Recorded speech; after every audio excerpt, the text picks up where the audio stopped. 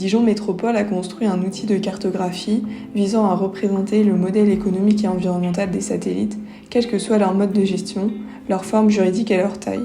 Cet outil permet d'identifier les impacts environnementaux et de mesurer les effets directs et les effets induits des services publics externalisés, ces effets n'étant pas entièrement pris en compte dans les diverses méthodes de verdissement des budgets ou dans les rapports d'activité des structures. Donc Dijon Métropole est un territoire fortement engagé dans la transition écologique. Il vote d'ailleurs bientôt un grand plan climat et biodiversité. Il a souhaité intégrer aussi la dimension environnementale à son contrôle de gestion en créant une fonction particulière au sein de la direction conseil et évaluation.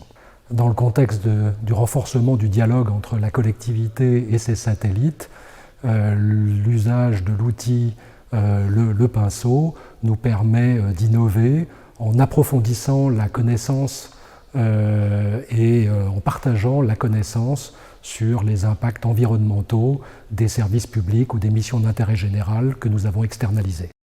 Le pinceau est à la fois une démarche et un outil qui propose de représenter de façon ludique l'ensemble des interactions environnementales d'un service public. Inspiré du business model Canva, son originalité est de sortir d'un cadre strictement budgétaire ou financier en adoptant une vision à 360 degrés du modèle économique et environnemental. Sa conception en interne, sans recours à des prestataires, a été relativement peu consommatrice en moyens humains et est facilement transposable aux collectivités de toute taille.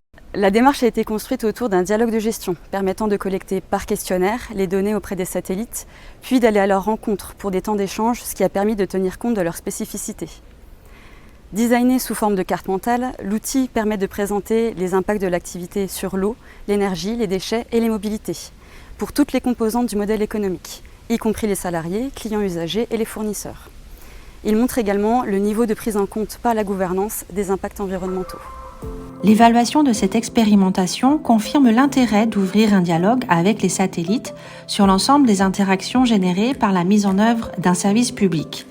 L'objectif de Dijon Métropole est désormais de travailler sur un calendrier de déploiement dès 2025 sur le périmètre des structures suivies, de maintenir des échanges permanents et de mettre en place des critères et indicateurs communs qui figureront dans les contrats et les rapports d'activité.